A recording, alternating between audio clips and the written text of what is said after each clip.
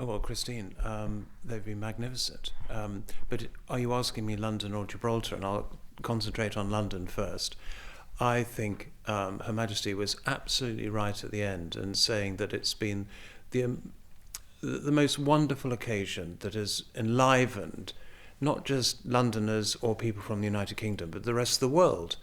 And I think it showed off Britain at its very best. When you ask Britain to put on a performance, it puts on a fantastic performance.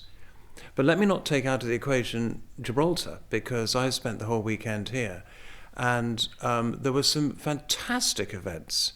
In particular, I went to the cathedral service held in Holy Trinity on Friday afternoon. And I've never heard people, a full cathedral, singing with such gusto the national anthem at the end of the service. Absolutely amazing. And then, of course, on Saturday, we had the street party and governor's parade, and I had the privilege of judging the young queens and princesses. And there was a real sense of fun and celebration. So I think in London or around the United Kingdom and here in Gibraltar, it has been a fantastic 4 days. You've had the pleasure of working with the Queen, an exceptional woman and an exemplary monarch.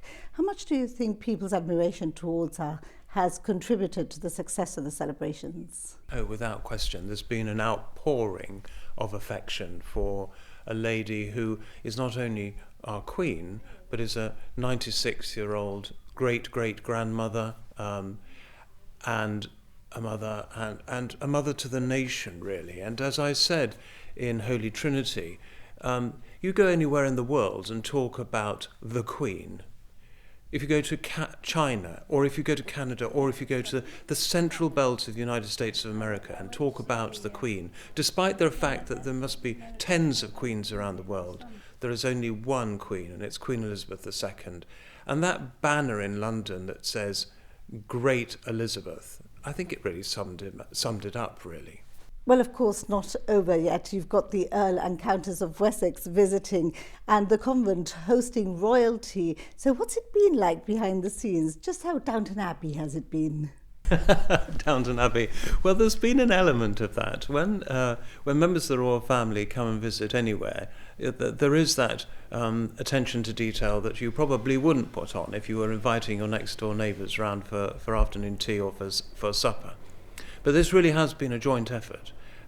It's the planning for a royal visit like this is incredibly complex, and working with the government of Gibraltar, with the various charities, and with everybody that's been involved, spearheaded by my own small team in the convent, really, in the design and the bringing together the programme. It's been a completely joint effort.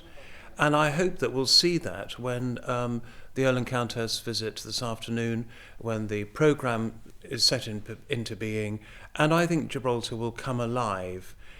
Staying in the convent, they've been to the convent before, they're very comfortable in the convent, and I'm sure that whether we're hosting them for dinner tonight or for the garden party or just for their time here, I hope they'll find the convent their home from home in Gibraltar. And finally, sir, how important do you feel it is for an overseas territory that feels its links with Britain so strongly to have the celebrations crowned, if you'll excuse the pun, by a royal visit? I think it's incredibly important.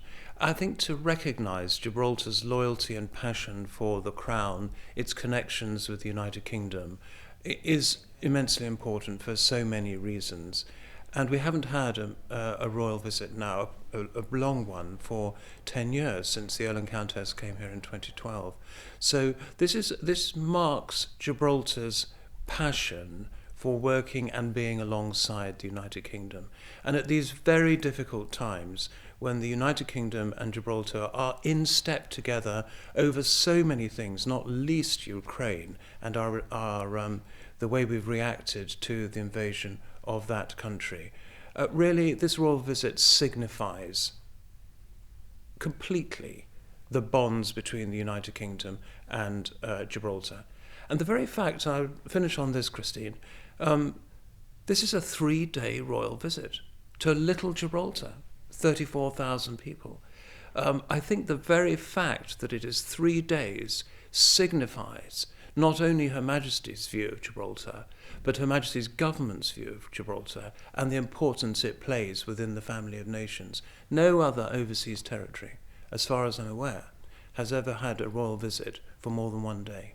And so for 3 days, so that the Earl and Countess can see all parts of Gibraltar, I think speaks an awful lot about the relationship that the royal family has with Gibraltar, but also that the United Kingdom has with Gibraltar as well.